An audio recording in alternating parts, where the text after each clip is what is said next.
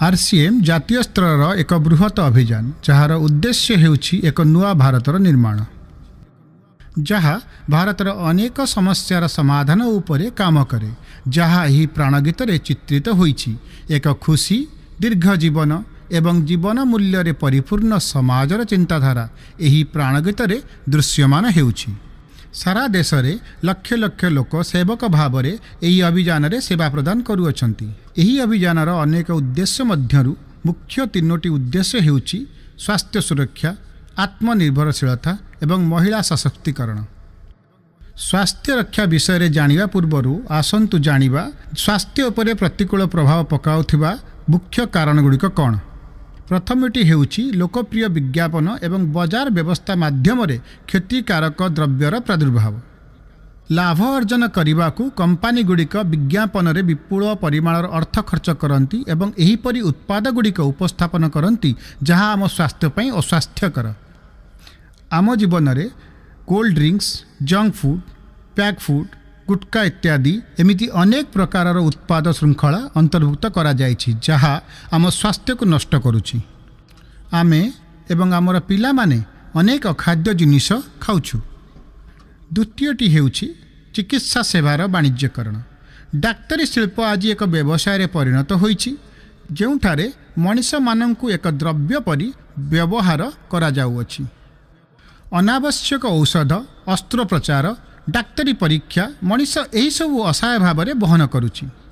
अनेक परिवार संपूर्ण भाव में नष्टभ्रष्ट हो जाउछंती। अवांछित औषधर पार्श्व प्रतिक्रिया अनेक प्रकार प्रमुख रोग सृष्टि करुछि। तृतीयटी हेउछि सचेतनतार अभाव। जीवनशैली विषय रे सचेतनतार अभाव मध्य रोगर एक प्रमुख कारण अटे। आरसीएम स्वास्थ्य सेवा को यार मुख्य उद्देश्य भाव में ग्रहण करी उपरोक्त समस्यारू रक्षा पाइबा पई अनेक पदक्षेप नेउछि। प्रथम पदक्षेप हेउछि स्वास्थ्यकर उत्पाद सृष्टि करिबा। आरसीएम यार उत्पाद परिसर रे एपरि उत्पाद अंतर्भुक्त करे जहाँ आम स्वास्थ्य पई उत्तम अटे। आरसीएम एही विषय उपरे व्यापक अध्ययन करे एवं क्षतिकारक उत्पाद गुड़िक आरसीएम रो उत्पादन परिसर मध्य अंतर्भुक्त करा जाए नहीं। आज आरसीएम रे विभिन्न प्रकार स्वास्थ्य वर्धक उत्पाद रही जेपरिकी हेल्थ गार्ड राइस ब्रान तेल, gamma oryzanol, Nutricharge range, Trikara aloe vera juice, Trikara Panchtulsi drop, स्वेच्छा महू, संजीवनी प्रास आंवला, स्वेच्छा काह्वा, हरीश संजीवनी इत्यादि। द्वितीय पदक्षेप हेउछि गुणवत्ता एवं स्वास्थ्य मापदंड प्रति विशेष ध्यान देवा। समस्त स्वास्थ्यवर्धक द्रव्यर चयन सहित उत्पाद गुड़िकर शुद्धता एवं स्वास्थ्य संबंधी मापदंड गुड़िक उपरे विशेष ध्यान दिया जाए। जेपरिकी समस्त नमकीन, बिस्किट, खाकरा इत्यादि राइस ब्रान तेल रे तैयारी होइथाय। सेही भली समस्त खाद्य पदार्थ गुड़िकर शुद्धता एवं पुष्टिकर उपरे विशेष जत्न निया जाए। तृतीय पदक्षेप हेउछि रोग प्रतिरोधक शक्ति बढ़ाइबा एवं पुष्टिकर खाद्य सामग्रीर उत्पाद। कारण रोग प्रतिरोधक शक्ति एवं पोषक तत्वर अभाव रोग हेबार संभावना को बढ़ाई थाए। यह को ध्यान रे रखी आरसीएम न्यूट्रीचार्ज रो विभिन्न सप्लीमेंट उपलब्ध कराइला जहाँ अति वैज्ञानिक तथ्य आधार रे प्रस्तुत होइथाय। चतुर्थ पदक्षेप हेउछि ऋतुस्राव स्वच्छतार समाधान।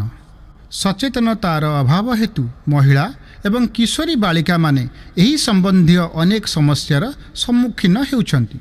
एथिपाई आरसीएम उच्च मानर सूता कपड़ार सानिटारी पैड एवं स्वतंत्र गुणात्मक इंटीमेट वाश भली उत्पाद बाहर करिछि एवं एथि सहित सेमानंको शिक्षा देवा पाई मध्य विभिन्न स्थान रे स्वच्छता शिविर आयोजित करुछि। पंचम पदक्षेप हेउछि विषमुक्त चाष को प्रोत्साहित करिबा।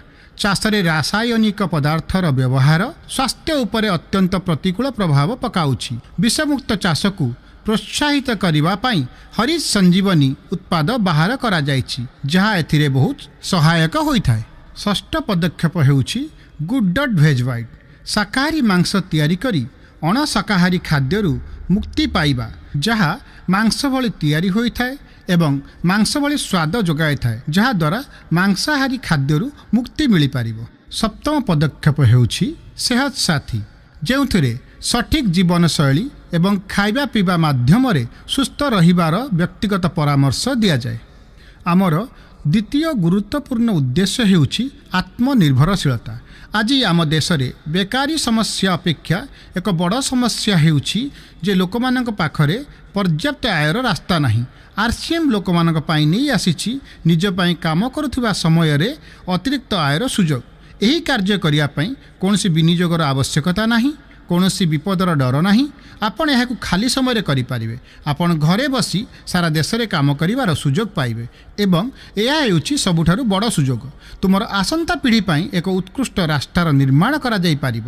ଆଜି RCMରେ ଶହ ଶହ ପରିବାର ଅଛନ୍ତି ଯାହାର ଦ୍ୱିତୀୟ ପିଢ଼ି ଏହି ସୁଯୋଗର ଲାଭ ଉଠାଇବାକୁ ସକ୍ଷମ ଅଟନ୍ତି।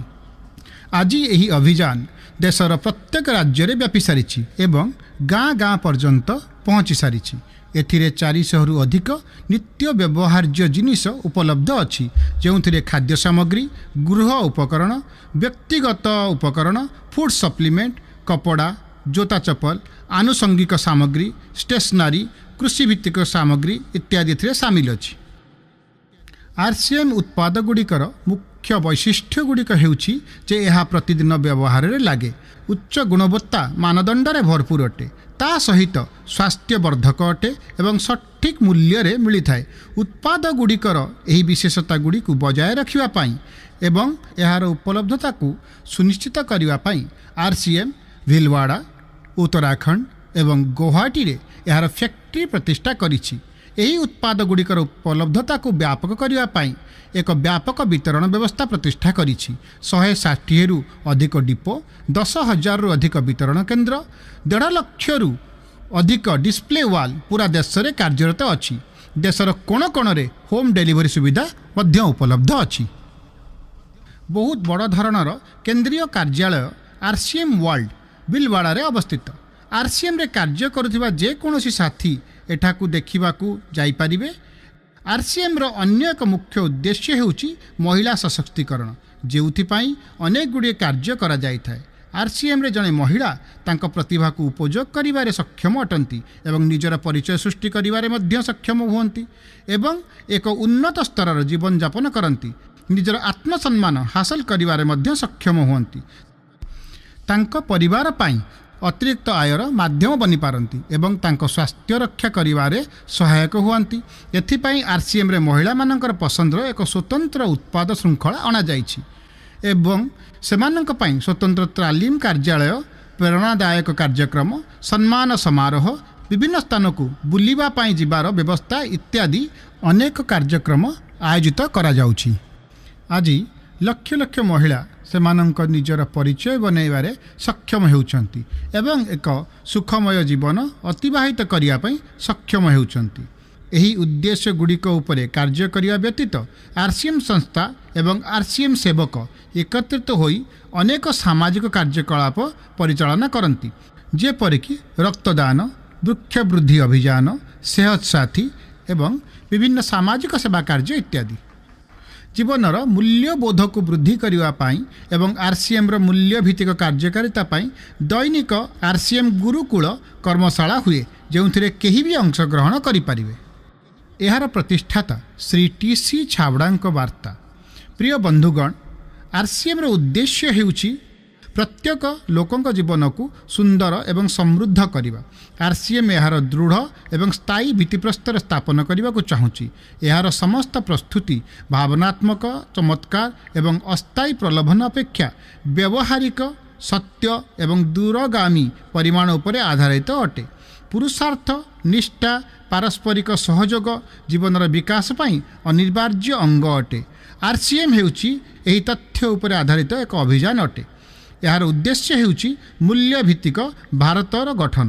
ଆସନ୍ତୁ ନିଜର ପୁରୁଷାର୍ଥ ଏବଂ ସହୃଦୟର ସହିତ ଏହି ମହାନ ଅଭିଯାନକୁ ଆଗକୁ ବଢ଼ାଇବା ଏବଂ ଏହି ମହାନ ଅଭିଯାନରେ ଭାଗ ନେଇ ଏକ ନୂତନ ଭାରତର ଗଠନ କରିବା। ଡକ୍ଟର କିରଣ ବେଦୀ RCMକୁ ଏକ ଚମତ୍କାର ଏବଂ ଦେଶର ବିକାଶ ପାଇଁ ଏକ ଗୁରୁତ୍ୱପୂର୍ଣ୍ଣ କାର୍ଯ୍ୟକଳାପ ବୋଲି କହିଛନ୍ତି। ଏହି ରାଷ୍ଟ୍ରହିତ ଅଭିଯାନରେ ଆମକୁ କୌଣସି ଦାନ କିମ୍ବା ଅବଦାନର ଆବଶ୍ୟକତା ନାହିଁ। ଆମେ ଚାହୁଁଛୁ ଆପଣ ଏବଂ ଆପଣଙ୍କ ପରିଚିତମାନେ ଏହି ଅଭିଯାନରେ ଯୋଗ ଦିଅନ୍ତୁ, ଯାହାଦ୍ୱାରା ଆମେ ଏକ ନୂତନ ଭାରତ ଗଠନରେ ଆପଣଙ୍କର ସମର୍ଥନ ପାଇପାରିବୁ।